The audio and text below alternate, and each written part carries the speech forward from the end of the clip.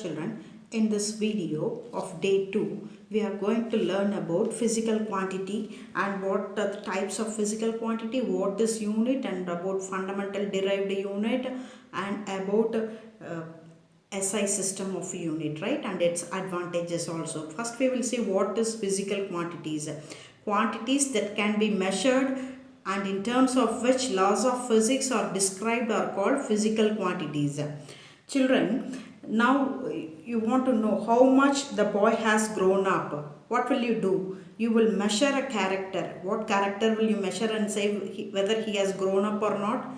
That is nothing but the height. Okay, so the character which you have measured is called physical quantity. The height is the physical quantity, right? If you go to the shop and ask for sugar, okay, shopkeeper asks how much sugar you need and he measures a quantity. What quantity did he measure? Nothing but the mass, right? So mass is the physical quantity. And next you can say, between today I saw the sunrise, when will be the next sunrise, right? So in this case also you measure the time interval between two sunrises, right? You measure, so what is the character you have measured here? Nothing but the time. So time is the physical quantity. Everything you measure, we call it as a physical quantity. எதை நீ எந்த quantity, எந்த அளவை நீ அளந்தாலோ அதை நீங்கள் physical quantityன்னு சொல்லுவீங்க, சரியா? Quantities that can be measured is physical quantity. Next question is, why do we need physical quantity? Physical quantity எதற்கு தேவை? Because with the physical quantity only you can explain law of physics. You can explain law of physics only with the physical quantity. You go for this example. The law of gravitation, force of attraction between two bodies directly proportional to masses, product of the masses, and inversely proportional to square of the distance between the body. You are familiar with this, right? So to explain the law of gravitation, you need physical quantities like mass and the distance between the two masses, right? So we need physical quantity to explain the law of physics. Next, you know these two types of physical quantity are fundamental quantity and the derived quantity, right? So what are fundamental quantity? They are unique, okay? Unique means there is no replica of that.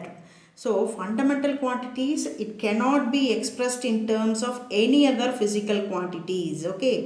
Fundamental quantities cannot be expressed in any other terms, right? Any other physical quantities. 6 fundamental quantities you can see here: length, mass, time, temperature, luminous intensity, and amount of substance.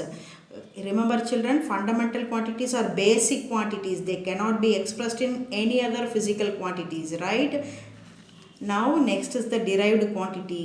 Where do you derive these quantities from? From the fundamental. Derived quantities are derived from the fundamental quantities, okay? So quantities that expressed in terms of fundamental quantities are called derived quantity. You can consider these 3 examples, children. Area, this is the derived quantity. Area is the derived quantity. Where did you derive? From these fundamentals. Length and breadth are fundamentals, right? From these fundamental you derived this. Speed is the derived quantity. You derived from these two fundamentals, distance, length, time t. From these two fundamentals you derived this speed. Density is the derived quantity, okay? Where did you derive this? From the fundamentals, mass and the length, right?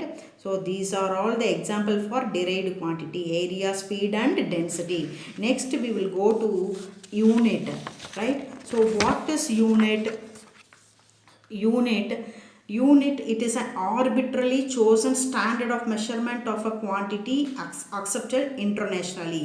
Children, see, if we simply measure, it is of no use, right? If you have to say some value with the unit, then the measurement will be complete, okay?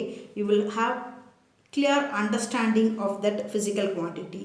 Now in olden days we use to measure length we use three different method, that is hand span. Okay, hand span means the distance between the tip of the little finger and the tip of this thumb, right? That we call it as hand span is John, we'll say it in Tamil, right? Cubit mulam சொல்லுவோம். இன்னைக்கும் flower man will give flower in cubit. Okay, முழக்கணக்கில் தான் பூ தருவார். So feet, okay, feet is thing, but you measure here with the help of your foot, you measure the length. So these three, hand span, cubit and foot, are all used in our area, okay, in our part. It might not be understood by some other people in some other part of the world, right? So there will be a confusion while communicating. So what we will do, the scientists have decided is they want to use a standard form of measurement which is to be understood by all the people anywhere in the world. Okay, if they understand, only scientists understands, and then only they can compare their data and they can communicate, right? Whether the scientists or traders, they have to understand and they have to compare their data, right? So we agree to use standard measurement, that we call it as unit. So unit is an arbitrarily chosen standard form of measurement, and it has to be accepted internationally, right? Arbitrarily meaning is logically chosen, right? So two types of units are there, fundamental unit and derived unit. Fundamental unit, they are the fundamental quantities have the fundamental units, right? Now you know the fundamental quantities and their unit. Length is the fundamental quantity and the unit is meter. Represent, this is the symbol, whatever I have written in bracket is the symbol, okay, of meter is m, kilogram, kg. Okay, so length is measured in meter, mass in kilogram, time in second, electric current in ampere. Ampere symbol is capital A. Temperature is in Kelvin and the symbol is capital letter K. Amount of substance is in mole, MOL. Luminous intensity, that is the brightness, light brightness, is measured in candela or CD, right? So fundamental unit quantities have fundamental units. Next is the derived unit. So derived units are obtained by multiplying or dividing multiplication or division of powers of fundamental unit, right?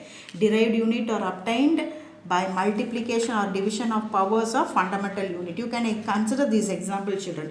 Velocity is nothing but displacement by time. You have divided two fundamental units and you got the derived unit. Two fundamental unit divided and you got this derived unit. Okay, that is what we have written here. You can multiply two fundamental unit or you can divide the unit, fundamental unit, then you will get the derived unit. Okay, in this case you see area is length into breadth. You have multiplied two fundamental unit and hence you got the derived unit meter square. So derived unit quantity is area. This derived quantity have derived unit meter square. This is the derived unit. Okay, children.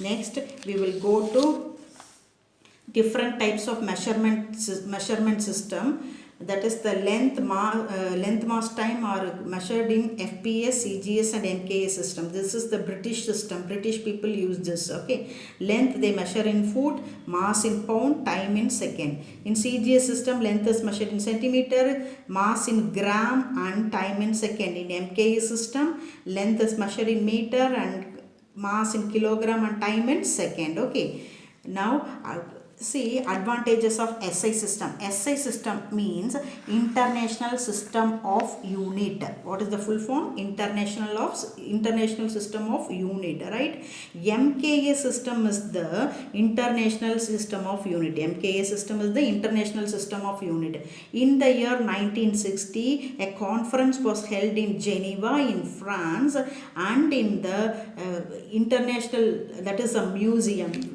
Okay, International System of weights and measures.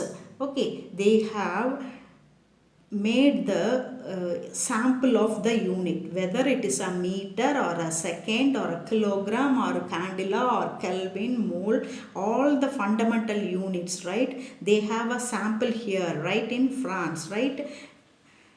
and all these unit are expressed in terms of atomic properties. You know, the property of atom will never change with any conditions, any environmental condition, right? So the properties of these unit are expressed in terms of properties of atom. So it was accepted internationally. Units are accepted internationally, right? So advantages of SI system are rational system, coherent system of unit, metric system. What are the advantages of SI system? These three key points, note down children. Rational system, one physical quantity has only one unit. Okay, one physical quantity has one unit only, that we call it as rational system. Coherent system of unit, derived unit is are obtained from fundamental units. Derived unit are obtained from fundamental units. I have scored of this supplementary because later supplementary unit are brought under derived unit. Okay, so I have scored of this. Coherent system of unit, it is derived from fundamental units. Okay, there is a relationship between fundamental and derived unit. Derived unit are from the fundamental, that's why we say it as coherent. Okay, now next metric system. SI system is metric system, that is multiples and submultiples are expressed in the powers of 10. Metric system means multiples and submultiples are expressed in terms of powers of 10. You can consider this 1 kilometer, you can express it in the power of 10 power 3. Okay, hectometer you can express it as 10 power 2 meter. 1 decameter is 10 power 1 meter. 1 decimeter, you can see the submultiples here. You can see the submultiples of 10, right? 1 decimeter is 10 power minus 1 meter. 1 centimeter 10 power minus 2 meter. 1 millimeter is 10 power minus 3 meter. So metric system, SI system is metric system because it can be expressed in terms of power, powers of 10. It can be expressed in terms of powers of 10. So note down this keyword children: rational system, coherent system of unit and metric system, right? Thank you children.